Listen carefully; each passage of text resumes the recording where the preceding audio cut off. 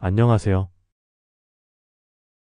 오늘 제가 들려드릴 이야기는 정말 믿기 어려우실 거예요. 하지만 모두 실화입니다. 제가 20살이었을 때 일이에요. 저희 어머니가 돌아가시기 직전에 하신 말씀이 있었어요. 진우야, 사실 내 친아버지가 따로 있다. 20년 전 어머니는 중소기업 회장의 외아들과 사랑에 빠졌다고 했어요. 어머니는 그때 한 대학병원에서 간호사로 일하고 계셨대요. 그분은 그 병원 이사장 아들이면서 동시에 중소기업 후계자였고요. 처음엔 환자와 간호사 관계였지만 그분이 6개월간 입원하시면서 자연스럽게 가까워지셨다고 해요. 매일 밤 어머니의 야간 근무 시간에 둘이서 병원 옥상에서 이야기를 나누고 퇴원 후에도 계속 만나셨대요. 하지만 신분 차이는 너무나 컸죠. 그분의 어머니가 이 사실을 알게 됐을 때 감히 간호사 주제에 우리 아들을 꼬셨나?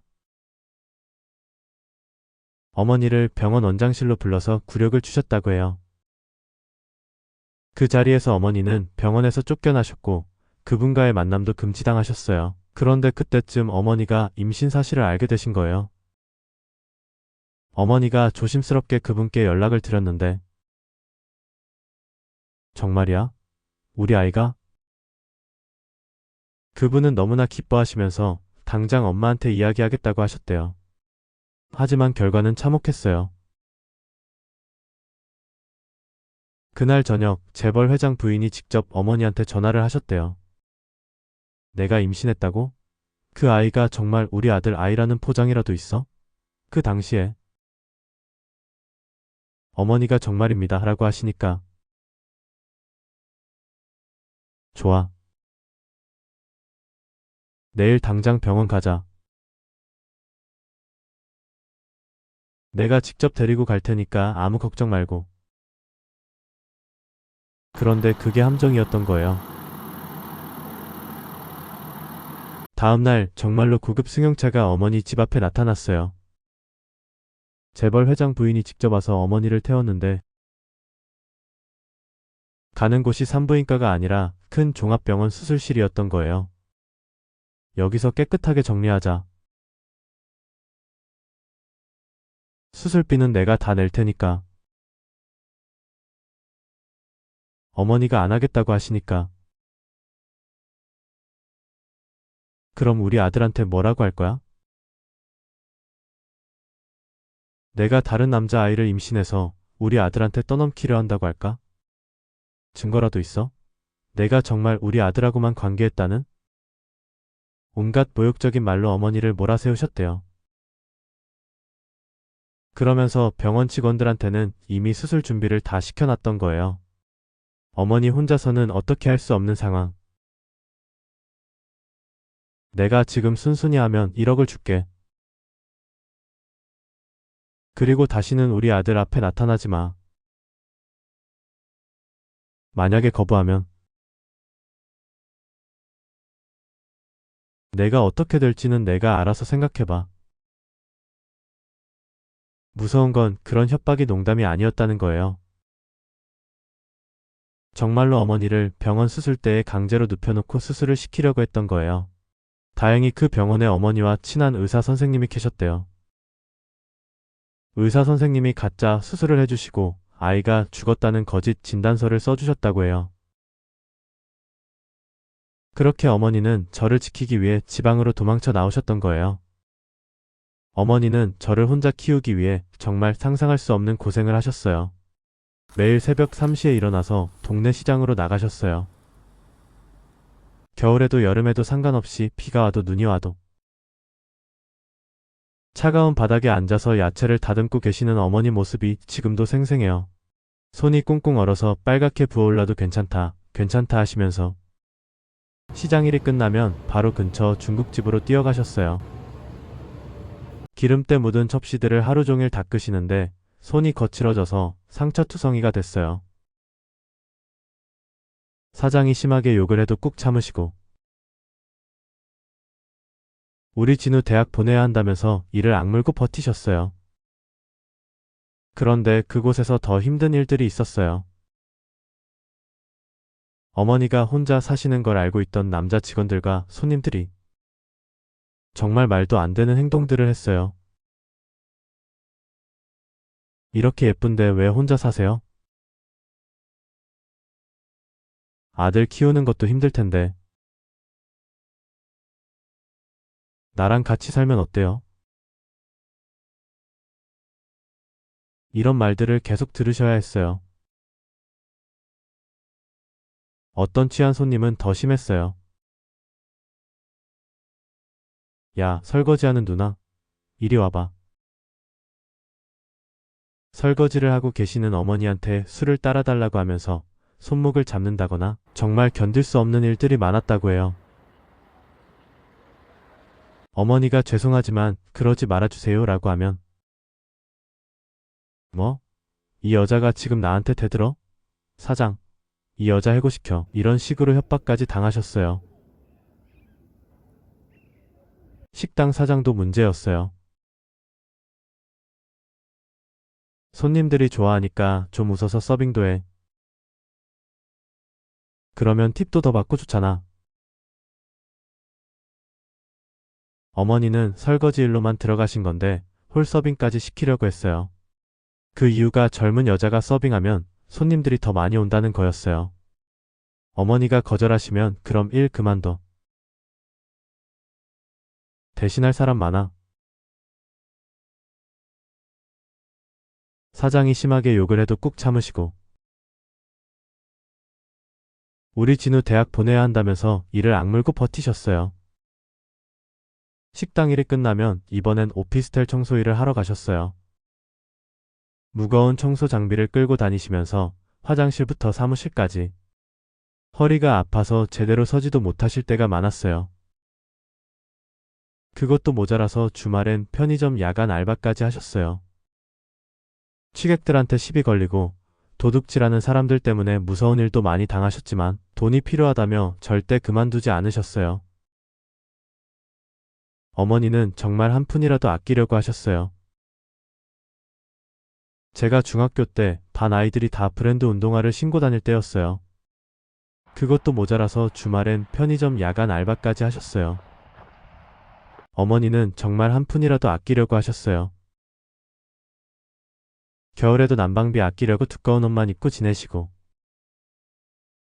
저한테는 맛있는 거 해주시면서 본인은 라면으로 때우시고 새 옷은 꿈도 못 꾸시고 헌 옷만 입으시고 몸이 아파도 병원비 아끼려고 약국에서 파는 진통제만 드시고 제가 중학교 때 반 아이들이 다 브랜드 운동화를 신고 다닐 때였어요. 어머니는 어느 추운 날 봉지 하나를 들고 왔는데 브랜드 운동화가 있었어요. 어린 마음에 미안하면서도 너무나 좋아했고 그런 모습을 보는 어머니는 흡족해 하셨습니다. 어느 때부터인가 20년 가까이 이런 생활을 하시다 보니까 어머니 몸이 서서히 무너지기 시작했어요. 그래도 아직 젊다며 계속 일하려고 하셨어요. 마지막 순간 5년 전 어느 날 어머니가 청소하시다가 갑자기 쓰러지셨어요. 병원에 갔더니 의사 선생님이 과로와 영양실조로 인한 급성 심근경색이라고 하시더라고요. 몸이 한계를 넘었습니다. 이미 너무 늦었어요. 어머니는 병원 침대에 누워서도 병원비가 얼마냐, 우리 진우 대학 등록금은 어떡하냐 걱정만 하셨어요. 돌아가시기 전날 어머니가 제 손을 잡고 하신 말씀. 진우야, 엄마는 후회 없다. 너만 잘 살면 돼. 그리고 내 아빠를 원망하지는 마라. 그 사람도 어쩔 수 없었을 거야. 그렇게 어머니는 55살의 나이에 저를 남겨두고 가셨어요. 장례식장에 온 사람은 저 혼자뿐이었어요. 어머니가 얼마나 외롭게 사셨는지 그때 절절히 느꼈죠. 어머니가 떠나신 후 세상은 더 차갑게 다가왔어요. 대학에 들어갔지만 생활은 늘 빠듯했어요. 등록금과 생활비를 마련하려 아르바이트를 전전했어요. 하루에 3군데 일을 뛰며 겨우겨우 버티던 시절이 있었습니다. 그때 곁에 있던 사람이 있었죠. 바로 내 여자친구였는데 그녀는 언제나 힘내, 내가 옆에 있잖아 라며 내 어깨를 두드려 주곤 했어요. 그러나 현실은 냉정했어요. 데이트 비용조차 감당하지 못하는 날들이 이어지다 보니 나는 그녀에게 늘 미안했고 그녀도 처음엔 괜찮다고 했지만 점점 지쳐가는 것이 보였어요. 결국 어느 날 그녀는 내 앞에 앉아 조용히 말했어요. 진우야, 나도 이제 힘들어. 내가 싫어서가 아니라 미래가 보이지 않아. 나는 아무 말도 할 수 없었어요. 어머니를 잃은 상실감이 채가 시기도 전에 사랑이라고 믿었던 사람마저 돈 앞에서 떠나버렸답니다. 단지 마지막으로 미안해라는 말만 남기고 돌아선 그녀. 그녀가 떠난 뒤 나는 오랫동안 깊은 허무 속에서 살았어요. 가난은 마치 내 운명을 짓누르는 굴레 같았어요. 어머니가 몸을 바쳐 지켜주던 작은 울타리가 사라지자 세상은 더 이상 따뜻하지 않았어요. 돈이 없으면 사랑도 지켜낼 수 없다는 사실이 너무나도 잔인하게 다가왔으니까요. 그런데 3개월 전 갑자기 모르는 번호에서 전화가 왔어요. 혹시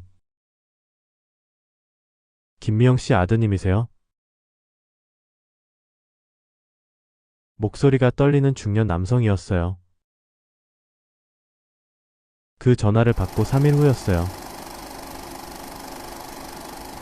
평소와 다름없이 1층 카페에서 아르바이트를 하고 있었는데 저기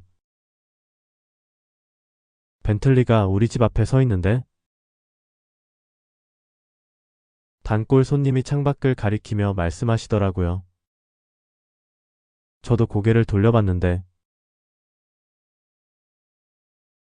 정말로 새까만 고급 외제차가 저희 허름한 골목 앞에 서 있었어요. 그 순간 차에서 한 남자가 내렸어요. 키가 크고 정장을 말끔하게 차려입었는데 뭔가 아우라가 남달랐어요. 하지만 걸음걸이가 조심스럽고 떨리는 것 같았어요. 60세쯤 되어 보이는 남자. 얼굴을 자세히 보니까 어디선가 본 것 같은 느낌이 들었어요. 특히 눈매가 거울에서 보던 제 눈과 비슷했어요. 그분이 카페 문을 열고 들어오셨어요. 죄송합니다. 혹시 김진우 씨 계신가요? 목소리가 떨리고 있었어요. 손도 미세하게 떨리고 계셨고요. 네, 제가 김진우인데요. 그 순간 그분의 표정이 완전히 무너졌어요. 눈물이 주르르 흘러내리시면서 아, 정말 미영이 아들이구나. 갑자기 무릎이 꺾이시면서 카페 의자에 주저앉으셨어요. 카페 안이 완전히 조용해졌어요. 다른 손님들도 다 저희를 쳐다보고 계셨고 저도 어떻게 반응해야 할지 몰라서 그냥 서 있었어요. 죄송합니다만 어떻게 저를 그분이 떨리는 손으로 지갑을 꺼내셨어요. 그 안에서 낡은 사진 한 장을 꺼내시더라고요. 보니까 어머니 젊을 때 사진이었어요. 이 사진 20년 동안 가지고 다녔습니다.